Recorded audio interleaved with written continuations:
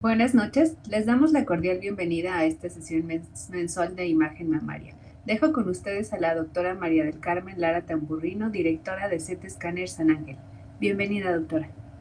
Gracias, Verónica. Buenas noches. Gracias por acompañarnos en estas sesiones mensuales virtuales. Y es un gusto para mí introducir la primera ponente, que es la doctora Andrea López Recamier, quien nos va a hacer una revisión de un caso muy interesante para la academia y realmente en todos los años que llevo en esta subespecialidad. Es la primera vez que veo uno de estos casos y para ello también hemos reforzado el diagnóstico diferencial con la doctora Mónica Gray, que nos hará su exposición, y la coordinadora, como de costumbre, va a ser la doctora Nadia Millán, que lo hace muy bien y nos apoyará en toda la parte histopatológica la doctora Isabel Alvarado,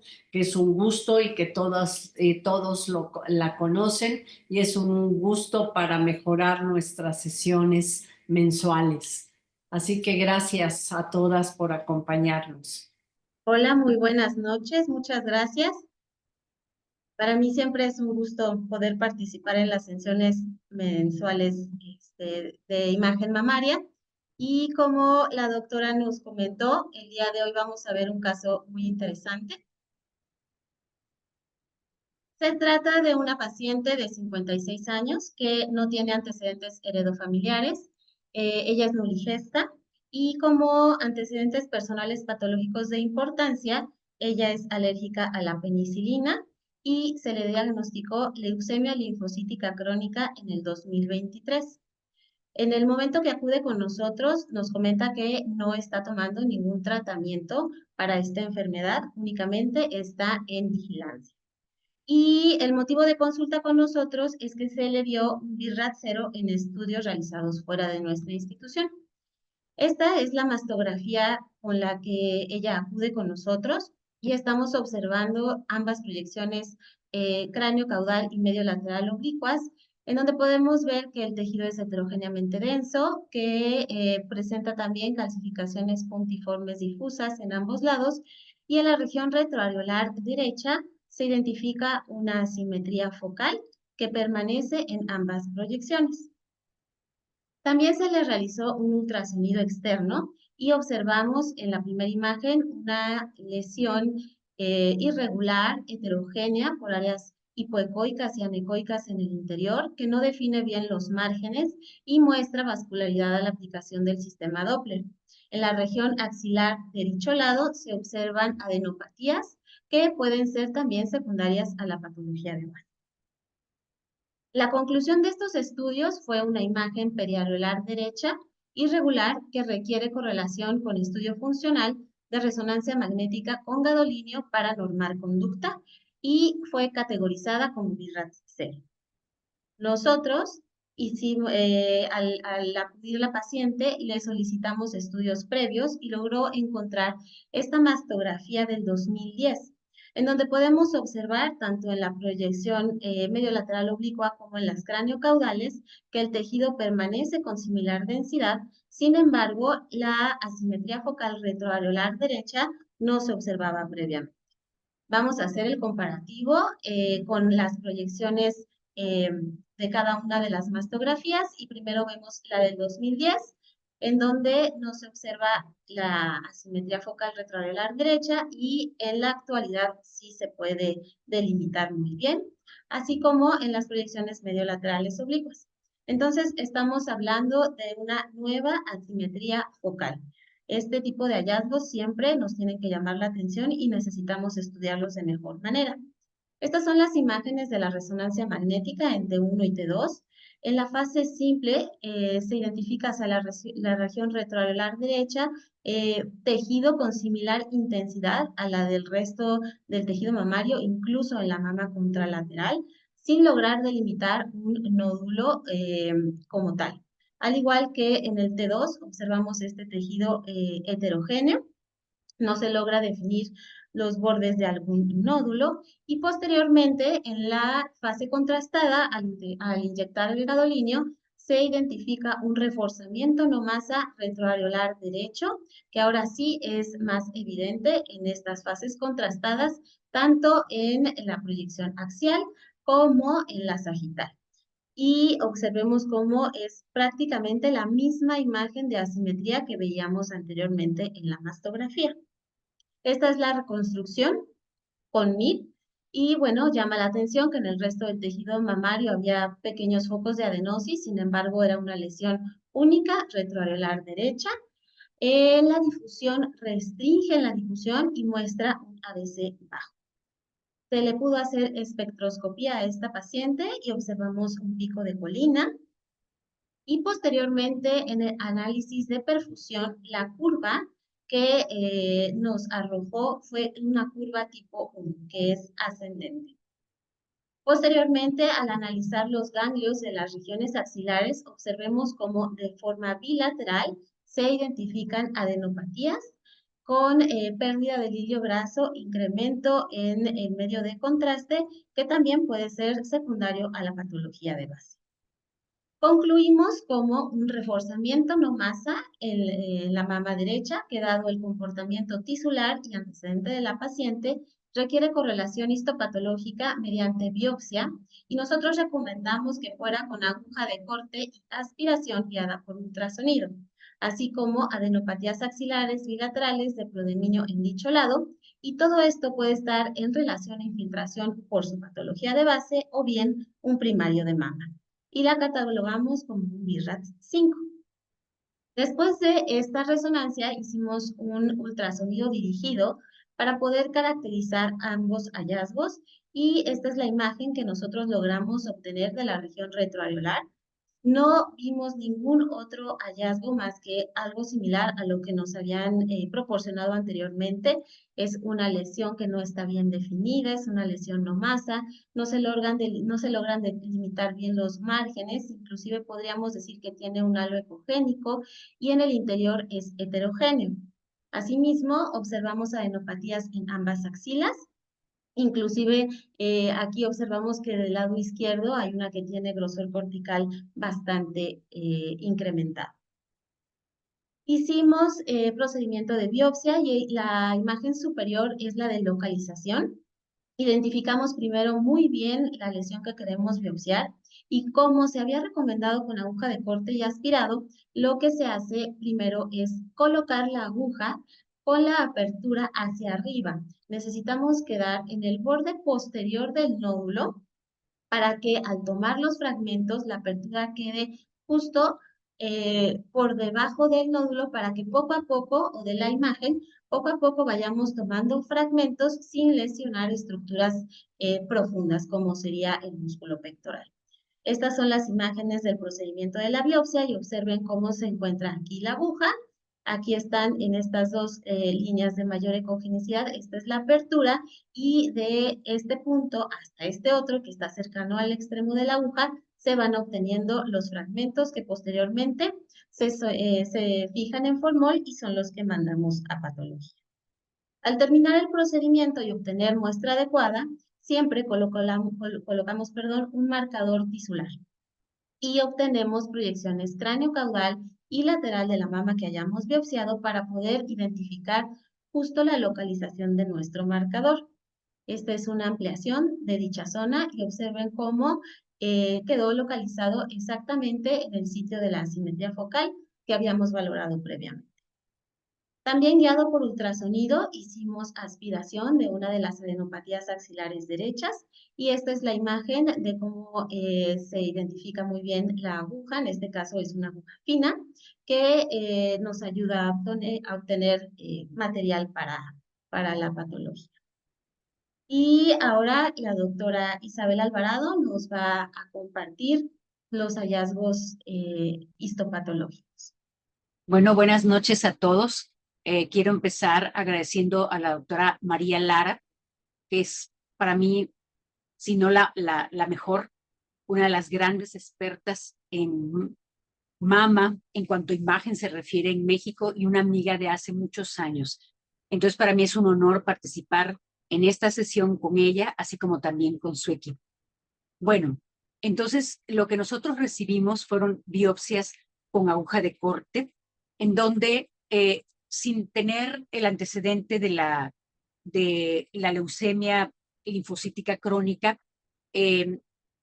lo que se observa es un material sumamente celular, es decir, células que se disponen en mantos. A mayor aumento, y en otro de los cilindros, veíamos estas células con una tendencia a presentar un tamaño pequeño. ¿Qué es pequeño en glándula mamaria? Bueno, cuando algo se compara con un eritrocito, por ejemplo, y tiene 1.5 o 2 veces su tamaño. Algo que nos llamaba la atención es que muchas de estas células tenían un desplazamiento de su núcleo hacia la periferia. Entonces, en este punto, y sin tener un antecedente en la paciente, sin saber el antecedente de la paciente, pues ya una de las posibilidades era un carcinoma lobulillar infiltrante, porque puede presentarse en mantos, la variante sólida del carcinoma lobular infiltrante, y sus células pueden ser pequeñas. Ok. En otras áreas nos llamaba la atención, sin embargo, que había células, si bien del mismo tamaño que las previas, tenían un citoplasma con tendencia a ser eosinófilo. Ahora bien, ¿un carcinoma lobulillar puede tener un citoplasma eosinófilo? Por supuesto que sí, pero generalmente los núcleos son pleomórficos. Entonces, el carcinoma lobulillar pleomórfico puede tener citoplasma eosinófilo o la variante apocrina del carcinoma lobulillar pleomórfico, pero aquí no estábamos viendo pleomorfismo nuclear, que es lo que le da la connotación de pleomórfico al carcinoma lobulillar. Entonces empezamos a analizar esto, no teníamos duda que era una neoplasia, porque tomando en cuenta los diagnósticos diferenciales del caso que vamos a ver, pues un proceso inflamatorio como una mastitis.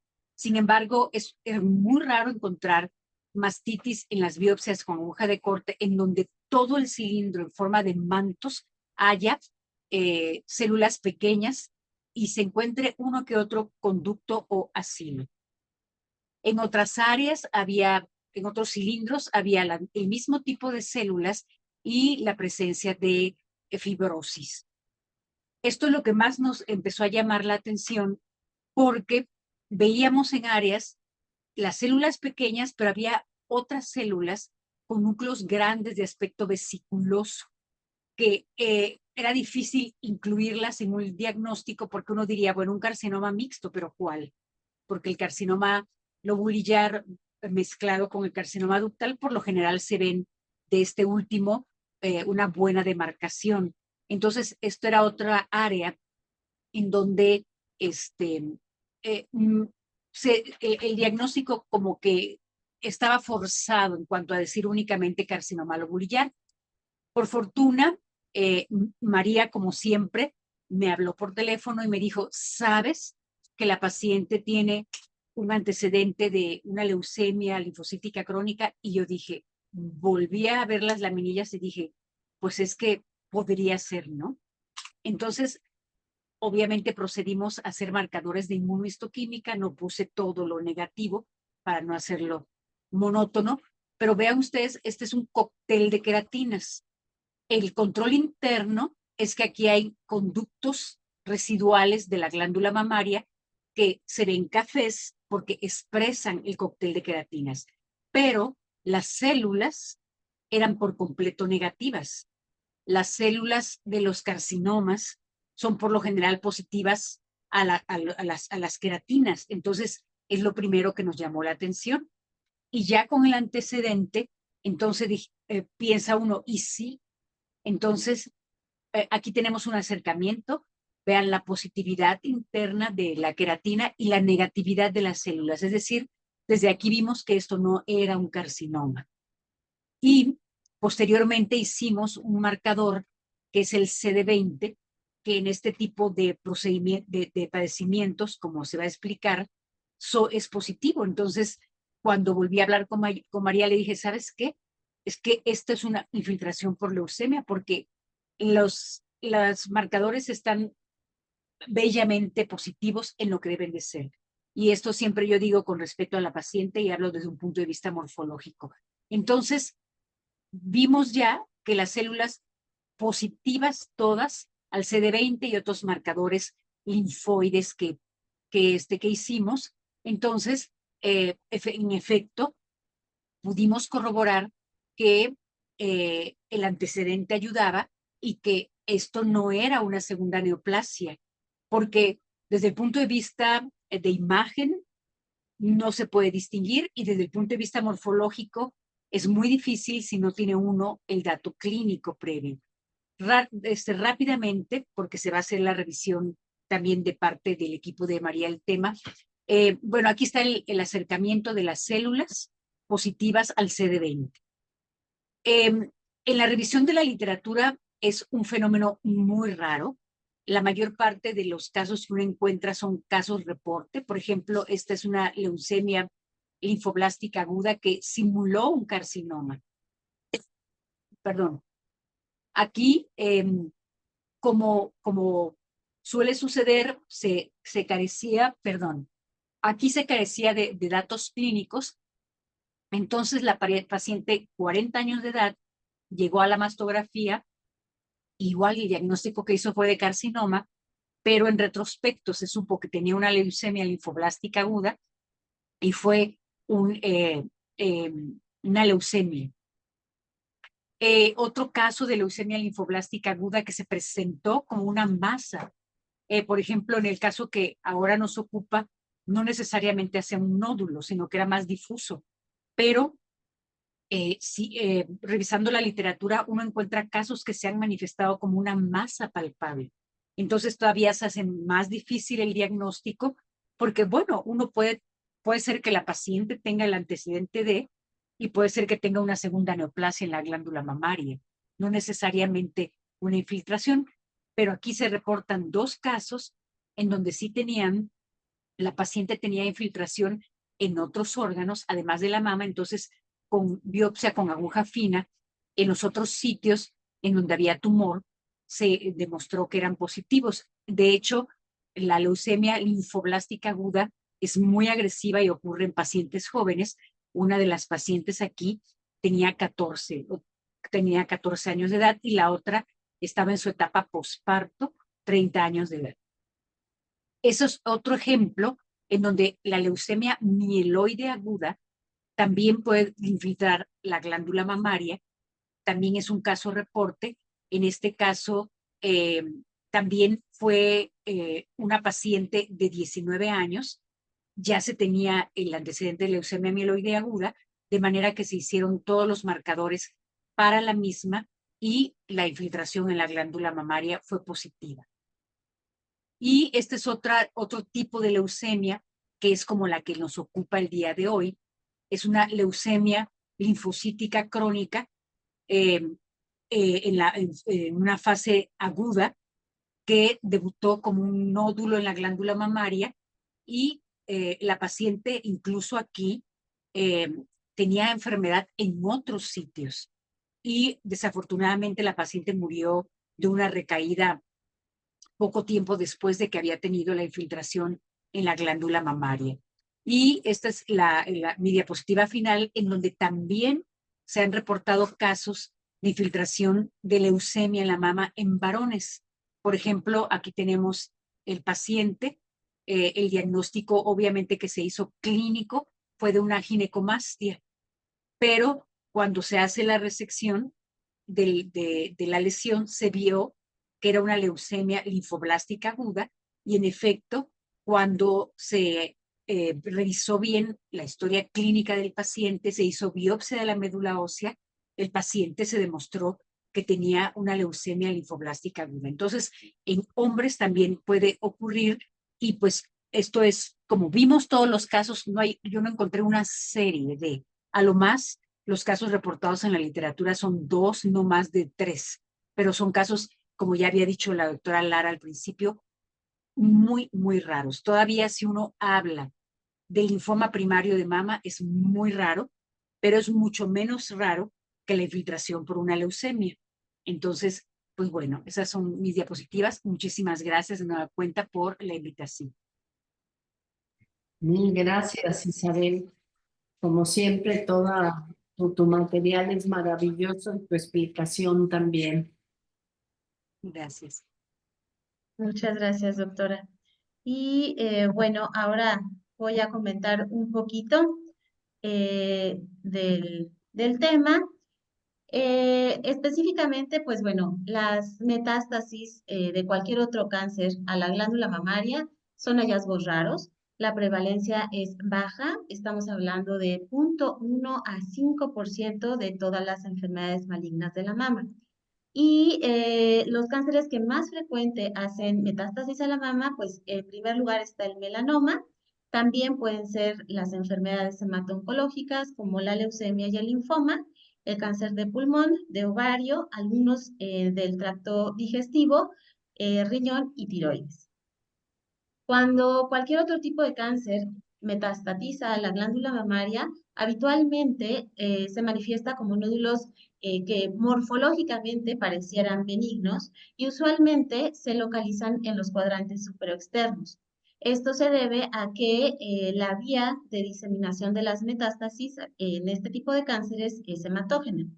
Y bueno, este también es un reporte de caso en donde observamos una proyección medio lateral oblicua de la mama derecha y en el cuadrante, bueno, como no tenemos la cráneo caudal, pero bueno, estamos hablando de los cuadrantes superiores, se identifica un nódulo de mayor densidad a la del tejido mamario, redondo y de márgenes circunscritos mediante mastografía, que al ser valorado por ultrasonido vemos que es heterogéneo, con vascularidad tanto periférica como central y de bordes ligeramente lobulados. Esta paciente tenía un primario de pulmón y esta fue una metástasis de ese cáncer. El involucro mamario de las enfermedades hemato-oncológicas es muy raro y hablando específicamente de la leucemia es todavía más raro. Es más frecuente que sea por linfoma. La edad media en la que esto sucede se ha encontrado que son 30 años, sin embargo son muy pocos los casos, entonces no podemos decir que es como que en la edad en la que más se va a presentar. Y habitualmente o se ha visto que es más frecuente que sea en la leucemia linfocítica aguda, no tanto en la crónica. Es importante ante estos hallazgos descartar de que no se trate de un carcinoma primario de la mama, ya que sí podría llegar a coexistir con esta entidad. Las manifestaciones clínicas que las pacientes presentan son nódulos palpables, que son nuevos, puede ser único o múltiple y en ocasiones también pueden ser bilaterales. Más frecuentemente la leucemia linfocítica aguda.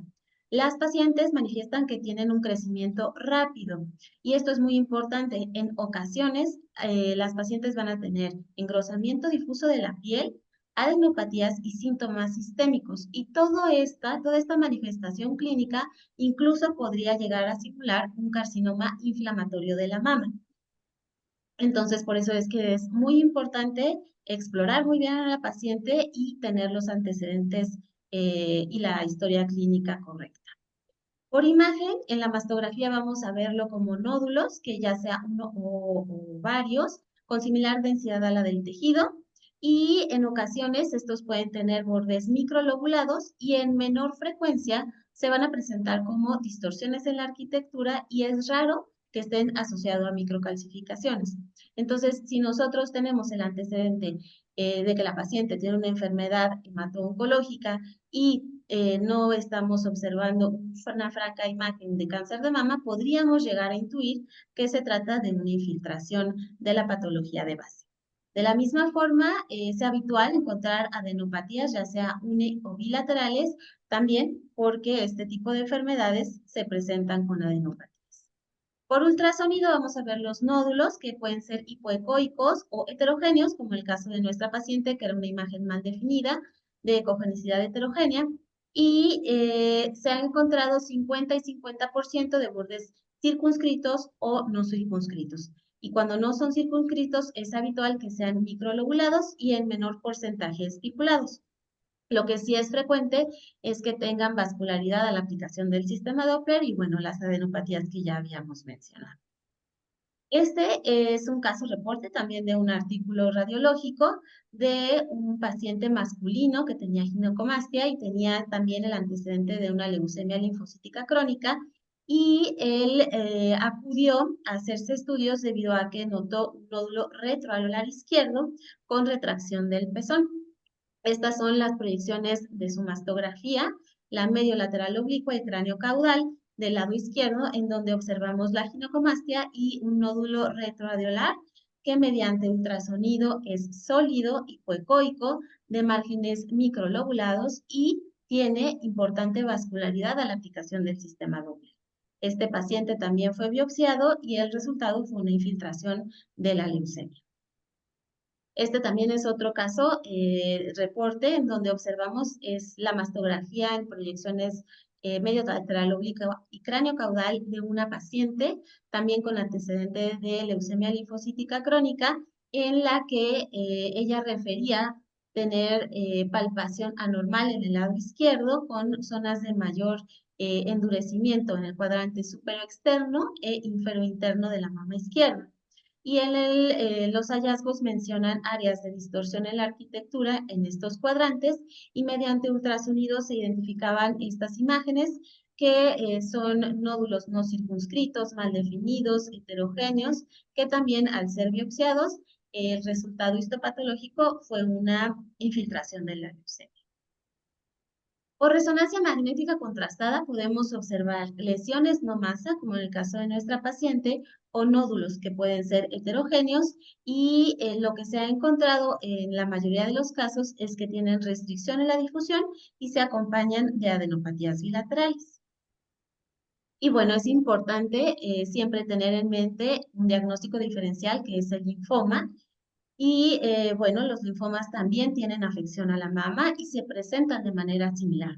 Como nódulos pueden ser redondos, ovales, que en mastografía tienen mayor densidad a la del tejido, y al revisarlos por ultrasonido son heterogéneos, tienen vascularidad a la aplicación del sistema Doppler y tienden a tener este halo ecogénico periférico.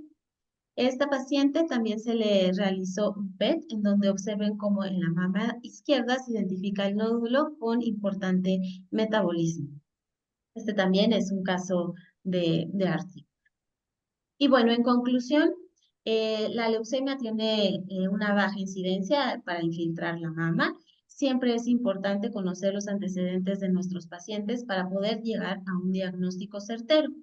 Y en cualquier situación, a pesar de que tengamos el antecedente de una leucemia, de un linfoma, lo principal es diferenciarlo y tener el diagnóstico certero de que no se trata de un primario de mama, ya que para cualquiera de las dos patologías el tratamiento y el pronóstico es distinto. Es importante que siempre mantengamos una buena comunicación con los médicos tratantes y también con nuestro médico patólogo para que podamos llegar a un diagnóstico más certero para nuestras pacientes. Muchas gracias. Muchas gracias, doctora Andrea Márquez, doctora Isabel Alvarado, muchas gracias por sus aportaciones. Un caso muy Gracias. interesante. La doctora comparte, ella está en Oaxaca, manda saludos desde Oaxaca y nos comparte que ya tuvo una paciente también de 28 años y se presentó con nódulos. Entonces, pues sí, estos casos son raros y es importante conocer, ¿no? Que podemos presentarnos ante estos escenarios. El doctor tiene una pregunta y es la siguiente: ¿por qué fue a resonancia con BIRAT 0? ¿Y alguien nos apoya, por favor? Bueno, la mastografía y el ultrasonido de inicio no lo realizamos nosotros, fue externo y esa fue la categoría que se le dio. Sin embargo, bueno, el motivo fue que no se lograba diferenciar entre un primario de la mama o la posibilidad de infiltración por su patología de base. Entonces se decidió mandar a resonancia para poderlo valorar de mejor manera, ¿no?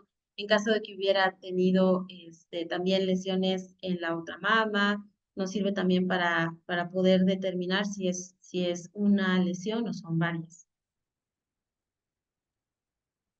Muchas gracias. Creo que también muchas veces las pacientes se presentan sin sus estudios anteriores. Entonces, cuando llegó a nosotros, la paciente se le insistió en sus estudios previos y la lesión que presentaba por ultrasonido no tenía las características ni de ser benigna ni de ser maligna. Entonces, creo que esto a veces nos genera un poquito de conflicto en el diagnóstico y conociendo los antecedentes de la paciente, pues sí era una posibilidad, pero requería una mayor evaluación. Es mi punto de vista.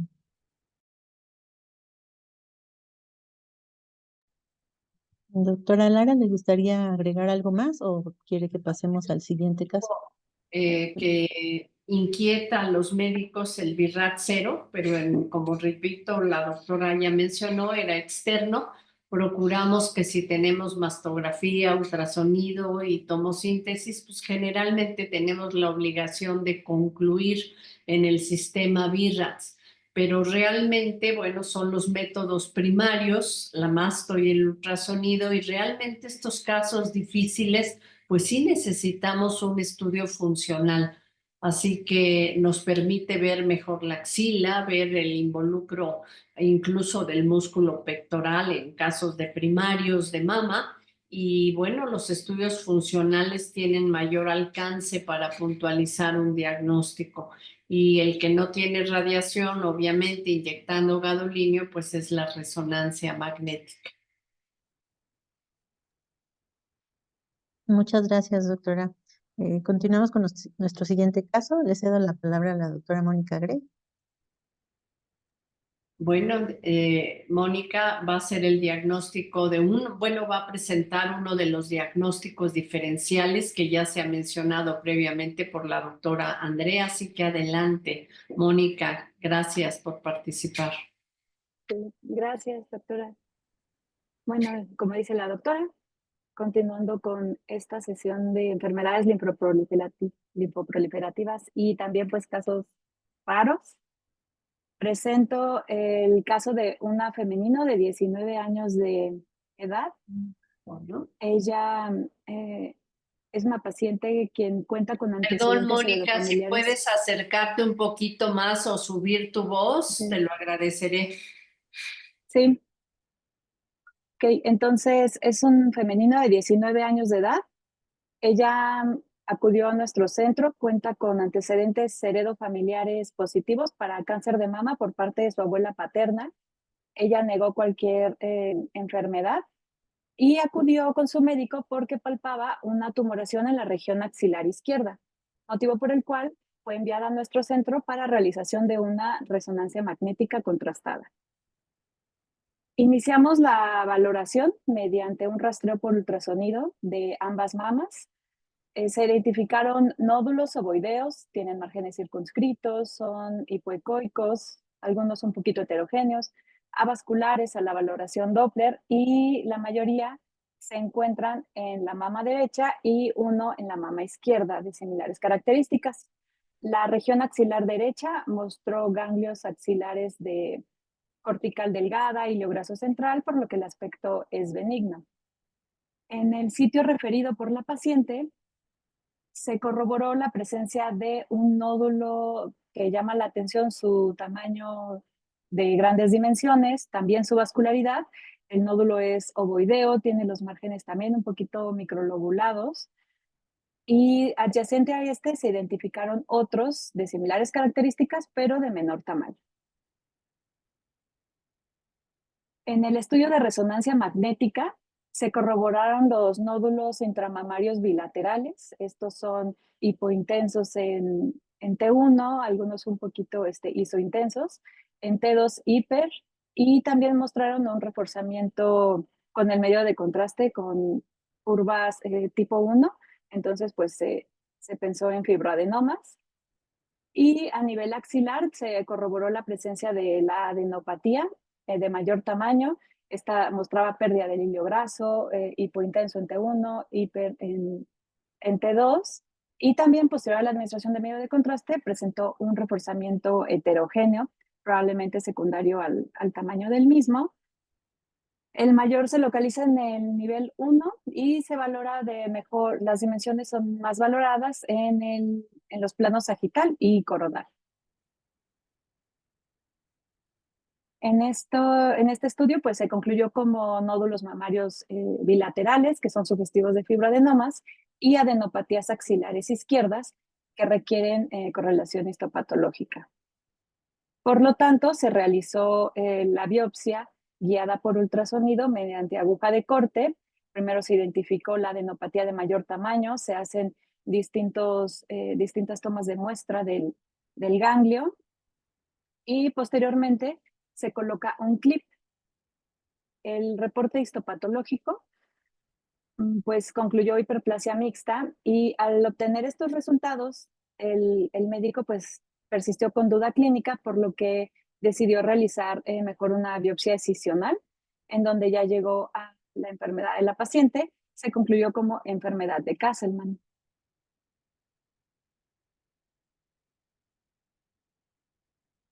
Posterior a la biopsia excisional, un mes después, la paciente acudió para la realización de un PET de cuerpo completo, un PET-CT de cuerpo completo, para una adecuada clasificación de la enfermedad. Entonces, aquí lo que estamos observando en los planos axiales, en la tomografía simple del lado izquierdo, un poquito de los cambios fibrocicatriciales en la región axilar de ese lado, que tienen excreción de la grasa, y el hipermetabolismo es bajo, de 2.8. Estos hallazgos también, bueno, se corroboran también en el plano coronal. Y adyacente al sitio quirúrgico también persisten otros ganglios con actividad metabólica incrementada. Este que muestro aquí tenía 5.4, ya no se ve el de mayor tamaño. Y en distintos niveles cervicales de ese lado también se identificaron otros ganglios hipermetabólicos, no muy altos, pero sí eran un poquito bueno, sí llamaban la atención. Y en el lado izquierdo también se identificaron otros ganglios. Dados los hallazgos, pues ya se pudo clasificar la enfermedad como multicéntrica. La paciente ha continuado con sus controles anuales. El último fue en febrero de este año, y pues persisten los fibroadenomas en ambas mamas, sin cambios en el tamaño, pues, al comparar con los estudios previos. Y a nivel axilar izquierdo, vemos que los ganglios realmente pues, son normales, tienen el hilo graso central, la cortical delgada, y se cataloga como BRATS 2. Ahora, en la revisión del tema, vamos, no sé si alguien quiere comentar algo o sigo con la revisión. Creo que continuamos, Moni. Ok, entonces esta enfermedad es pues parte de las enfermedades linfoproliferativas. Fue descrita por Benjamin Castleman en 1954. Es poco frecuente y puede afectar cualquier ganglio del cuerpo, y en casos reservados incluso tener alguna afección extralinfática. También recibe el nombre de hiperplasia angiofolicular de ganglios linfáticos. Se clasifica en dos, de acuerdo a la cantidad de ganglios afectados. El tipo unifocal es el más frecuente y va a afectar a uno o a una cadena ganglionar de una región del cuerpo. No se relaciona con factores de riesgo ni predisposiciones. Sin embargo, el multicéntrico, sí se va a presentar en varios grupos ganglionares, y se va a dividir de acuerdo a la asociación con otros factores, como lo son infecciones por virus del herpes humano tipo 8, o bien con el síndrome de Poems. También, en caso de que no tenga ninguna asociación, se puede clasificar en idiopática, y esta también tiene otra subclasificación. La etiología realmente es desconocida, todavía no se tiene mucha información de la enfermedad. Sin embargo, lo que sí se ha descubierto es que hay un fallo en la inmunorregulación que va a causar una proliferación de linfocitos B y de células plasmáticas en los órganos linfoides. Todo esto va a condicionar inflamación crónica, hiperplasia linfoide jamatomatosas, angiogénesis. Y también otro agente etiológico que se ha descubierto son las infecciones virales, particularmente en el tipo multicéntrico, y se relaciona con el virus del herpes 8 y el VIH. El cuadro clínico de estos pacientes pues también va a variar dependiendo de si es el unifocal o el multicéntrico. Entonces, en el unifocal generalmente es asintomático. Si se encuentra en las cadenas ganglionares linfáticas periféricas, como en el cuello, en la axila, en las regiones inguinales, se puede tener un hallazgo incidental en alguna exploración física, o también al tener un crecimiento lento y progresivo, pueden causar sintomatología compresiva y dependiendo del lugar en el que se encuentren, pues va a ser la sintomatología. Por ejemplo, si afectan el tórax, pues el paciente puede presentar tos, disfagia. En el caso del abdomen y pelvis, pues lumbalgia y en casos más extremos, obstrucción ureteral.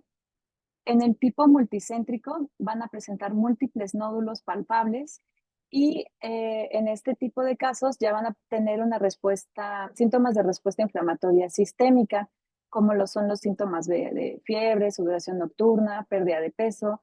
También los pacientes pueden presentar malestar general, hepatosplenomegalia, trombosis venosa profunda, ascitis, edema, derrame tanto pericárdico como pulmonar. Y también en los laboratorios vamos a identificar marcadores proinflamatorios que pueden ser como elevación de la interleucina 6 o 10. Y en algunos casos severos incluso podemos hallar datos de fallo multiorgánico. Mediante imagen, nosotros podemos apoyarnos para el diagnóstico con distintos métodos. El más accesible y relativamente sencillo de realizar es el ultrasonido. Este no aporta hallazgos muy específicos y depende de la región donde se encuentran las adenopatías para que sean visibles, pero este método es ampliamente utilizado para la guía de la toma de biopsia. La tomografía es la modalidad de preferencia para evaluar a los pacientes con sospecha de esta enfermedad y se utiliza principalmente para el seguimiento. En la tomografía y en la resonancia magnética, pues lo que vamos a identificar son las adenopatías o bien que sean nódulos sólidos, generalmente son homogéneos con reforzamiento también homogéneo, si son menores de 5 centímetros. Y también la tomografía se puede utilizar para el seguimiento. El estudio de PET-CT, que es un estudio funcional, aquí valoramos todo el cuerpo y va a poder determinar también la extensión de la enfermedad y sobre todo el ganglio que presente mayor hipermetabolismo para poder guiar la biopsia, siempre y cuando sea accesible. También se puede utilizar para monitoreo y la submax, que el metabolismo que va a presentar los ganglios y los nódulos, generalmente va de 5.6 a 5.8, aunque el rango pues realmente es amplio, ¿no? Algunas bibliografías refieren que puede ser de 2 hasta 19. También es frecuente que en estos pacientes veamos hipermetabolismo en el vaso por la misma etiología de la enfermedad. Para su diagnóstico se han descrito dos criterios, mayores y menores. Para que nosotros sospechemos más de la enfermedad, pues tenemos que cumplir con los dos mayores, que van a incluir la presencia de una adenomegalia y también que tengamos los hallazgos histopatológicos. Y dentro de los criterios menores se tiene que cumplir con dos. Uno tiene que ser alguna alteración en el laboratorio y ya los otros clínicos pues son los síntomas proinflamatorios que ya les comenté anteriormente. Siempre hay que recordar que pues el diagnóstico realmente es por exclusión. Al ser una enfermedad rara, primero hay que pensar en otras y pues es finalmente con la biopsia. Tenemos que hacer diagnóstico diferencial al poderse sobreponer con otras enfermedades, pues es un poco más difícil, pero tenemos que diferenciar con patologías tanto benignas como malignas. Dentro de las benignas que sean unilaterales, pues podemos tener linfadenopatías reactivas o bien considerar si tiene alguna vacunación reciente. Y en caso de que ya sean afecciones bilaterales, pues descartar infecciones como el citomegalovirus, mononucleosis, enfermedades autoinmunes como el lupus eritematoso, artritis reumatoide, enfermedades granulomatosas, sarcoidosis, tuberculosis, y pues también considerar etiologías malignas como las linfoproliferativas y las metástasis que revisamos previamente. El tratamiento, pues realmente cuando son enfermedades unifocales, generalmente va a ser quirúrgico, donde la incisión completa va a ser curativo. Si no es posible realizar una decisión quirúrgica, ya sea por cuestiones del paciente o porque o sea, la localización del ganglio no es accesible a la cirugía, existen otras opciones como bien radioterapia o incluso una embolización. En el caso del multicéntrico, es necesario tener un abordaje sistémico mediante quimioterapia, incluso considerar el trasplante de células madre, o bien terapias con anticuerpos monoclonales, algunos antirretrovirales o inmunomoduladores. El pronóstico para el unifocal y también para el multicéntrico, en donde no tiene complicaciones o comorbilidades, generalmente es bueno y no va a presentar efectos significativos en expectativa de vida. Sin embargo, en el caso de los multicéntricos, dependiendo de las comorbilidades o asociaciones con otras enfermedades, pues va a variar. Realmente los pacientes pues, pueden cursar con una progresión lenta de la enfermedad o bien pueden tener recaídas o remisiones y pues incluso en casos graves puede ser fatal. No hay que olvidar que ambos, a pesar de ser una enfermedad linfoproliferativa benigna, pueden progresar a linfoma, no Hodgkin principalmente. Y pues esa es la revisión. No sé si quieran comentar algo. Pues tenemos unos minutos todavía. Nadia, si quieres coordinar las preguntas. Muchas gracias, Mónica. Sí, bueno. Muchas gracias, Mónica, por tu excelente presentación. Ahorita no tenemos preguntas todavía. No tenemos ninguna. No sé si les gustaría comentar algo. Bueno, Bueno, pensar, perdón. No, adelante, doctora. Bueno, tenemos que pensar en estas enfermedades raras para poder diagnosticarlas, conocerlas y obviamente, aunque sean poco frecuentes, pues tenemos que tenerlas en cuenta, ¿no? En el caso inicial que presentó Andrea, pues obviamente el cáncer es lo más frecuente, el cáncer primario de la mama. Pero bueno, todas estas enfermedades linfoproliferativas son difíciles de hacer un diagnóstico diferencial.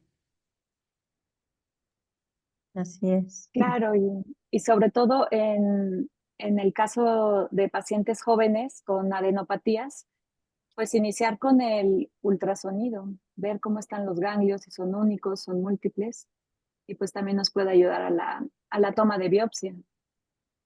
Quisiera comentar que antiguamente no tomábamos la proyección mediolateral oblicua y es donde nos permite ver la axila. Y gracias a la parte técnica que somos tan insistentes que debe ser perfecta, pues hemos diagnosticado muchos linfomas, que es lo más frecuente al ver ganglios bilaterales anormales. Y bueno, posterior a las vacunas, como tuvimos en 2020, bueno, pues tuvimos grandes seguimientos, al menos por ultrasonido, de todos los que estuvimos vacunados para el COVID. Y bueno, y hacíamos seguimientos por ultrasonido y se vieron que remitieron estos crecimientos ganglionares reactivos. Entonces, bueno, el diagnóstico diferencial realmente es múltiple, pero pues pensemos en lo más frecuente también. Algo que yo quisiera agregar desde el punto de vista de patología es que uno debe ser muy cauto porque en el Hospital de Oncología de Centro Médico, algunos casos nos tocaron de linfomas de células grandes, pero en la biopsia con aguja de corte, el diagnóstico fue de un carcinoma. Entonces, no había el antecedente de un linfoma. Entonces, ahí sí, afortunadamente se hizo una resección parcial. El caso fue motivo de una sesión multidisciplinaria, pero el diagnóstico definitivo fue un linfoma de células grandes. Entonces, si bien es rarísimo, por eso es que se debe tener expertise en las áreas cada vez que se hacen más especializadas, porque uno puede ver el caso y claro, se le puede unir el diagnóstico, pero a veces hay rasgos morfológicos que de tanto ver uno dice, es que esto hay algo que no me gusta. Entonces, si uno ve en una biopsia, por ejemplo, con aguja de corte, una neoplasia de muy alto grado, por supuesto que puede ser un carcinoma, pero también puede ser un linfoma. Entonces uno puede iniciar su abordaje diagnóstico tan solo con un cóctel de queratinas que sería negativo en el caso de que sea un linfoma y un CD45 que será positivo. Entonces también para nosotros como patólogos es un reto porque si bien raro, siempre hay que tener en mente esa otra posibilidad y como ya se ha mencionado varias veces en esta sesión, los tratamientos son completamente diferentes, ¿no? Agregar que nosotros como médicos radiólogos, pues no podemos olvidar la clínica, ¿no? Por eso nuestras pacientes empiezan con un historial clínico que muchas veces se niegan a llenar las pacientes, pero es importantísimo, igual que la comparación con los estudios previos, como se mostró en el primer caso, que esto nos ayuda a llegar a un diagnóstico más certero. Realmente la comparación y la correlación son muy importantes. En Nadia, esta, sí, ¿algo? doctora, en esta paciente del último caso, pues teníamos adenopatías axilares y muchas veces pensamos en un primario oculto de mama, o como dice la doctora Lara, oculto para el radiólogo, pero siempre pensamos en un primario de mama. Aunque era jovencita, pues la otra posibilidad era la linfoproliferativa. Y yo quisiera preguntarle a la doctora Isabel Alvarado si con una biopsia de corte del ganglio podemos llegar a este diagnóstico de linfoproliferativas o en qué casos si es necesario hacer la escisión del ganglio. Sí, es posible hacer el diagnóstico de linfoma o leucemia, infiltración por leucemia en una biopsia con aguja de corte. Generalmente, a veces sí es un linfoma de los fáciles, de célula grande, uno hace inmunistoquímica y no requiere más, pero a veces si el linfoma es poco común, entonces tiene uno que ver la arquitectura del ganglio y en esas circunstancias sí se requiere su excisión. Pero si, por ejemplo, es una paciente que ya tiene una enfermedad conocida o, por ejemplo, tiene un linfoma en la mama y tiene adenopatías, con la biopsia con aguja de corte uno puede corroborar que además hay positividad en los ganglios axilares. Entonces, depende mucho, pero pues sí, en muchos casos de biopsia con aguja de corte es suficiente. Bueno, yo quisiera mencionar también que las doctoras, sobre todo la doctora Nadia y la doctora Andrea, están empezando a utilizar el sistema de corte aspirado en todos los procedimientos de biopsia para la obtención de un mejor material, pero como hacen los americanos, que van a tener todas sus biopsias con este tipo de aguja. Quizás no se hacía por costos, porque es altamente costoso y es indispensable la colocación del clip también, que muchas veces se obvia por costos del paciente, pero realmente si se va a hacer una biopsia por imagen, pues puede evitar una entrada al quirófano o puede hacer que haya optimizar los tiempos quirúrgicos y una mejor planeación para el manejo de ese paciente. Así que yo creo que la metodología de imagen nos permite seleccionar de entrada la biopsia ideal y mejorar estos tiempos quirúrgicos. No Bien. sé, doctoras, que ustedes están listas para iniciar este tipo de biopsias, quieran comentar algo al respecto, Nadia. Pues totalmente de acuerdo con usted, doctora. Yo creo que entre mejor material le apoyemos al patólogo para el diagnóstico, ¿no? Le proporcionemos un mejor material, pues yo creo que para ellos va a ser una tarea no tan difícil, ¿no? Realmente hacíamos cuando hay una sospecha de una cicatriz radial, bueno, ahí es imperativo hacerlo con corte y aspirado o con calcificaciones o distorsiones de la arquitectura, pero si había un nódulo siempre hacíamos con corte.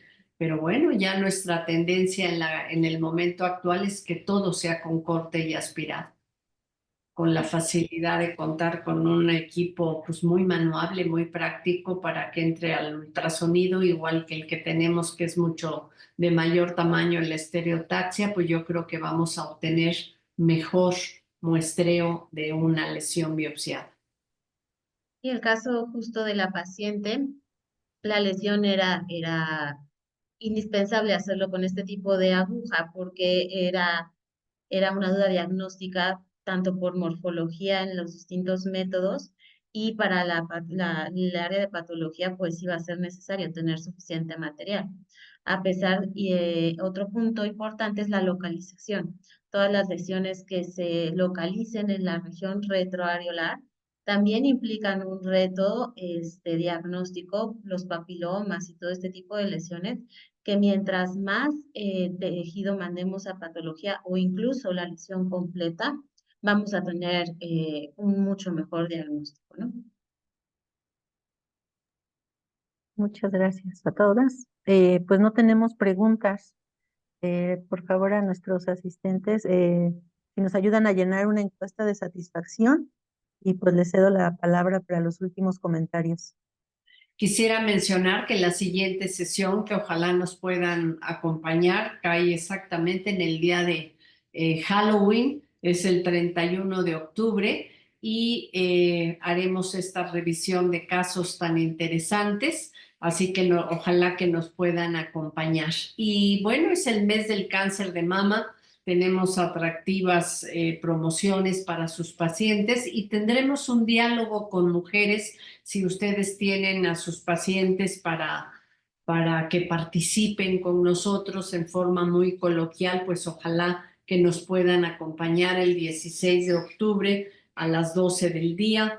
Y bueno, esta práctica ya la hemos hecho en varios años y ha sido muy exitosa para que aclaren dudas o que se pueda explayar una paciente en sus preguntas. Así que muchísimas gracias. Nos hemos dedicado a que no se interrumpan estas sesiones durante muchos años. Ah, sí. Es que nos dice que el 31 de octubre es viernes, es cierto. Entonces sería el 28 de octubre. Ajá. No, pero es que la siguiente sesión es en... Perdón, por la equivocación. Es el martes, ¿no? 28 de octubre. Y 28 de El octubre. 28. Pues muchas gracias a todas, ya estamos por finalizar y va a ser el cierre. Bueno, terminaron muy a tiempo. Gracias, doctora Isabel Alvarado, por enriquecer esta sesión con todos tus comentarios. Gracias, doctora Andrea. Gracias, Mónica. Estuvo muy bonita esta revisión. Muchísimas gracias, Nadia, por ser la ideal coordinadora de las sesiones. Gracias a todos. Buenas noches. Gracias, buenas noches. Buenas Hasta pronto. noches. Bye.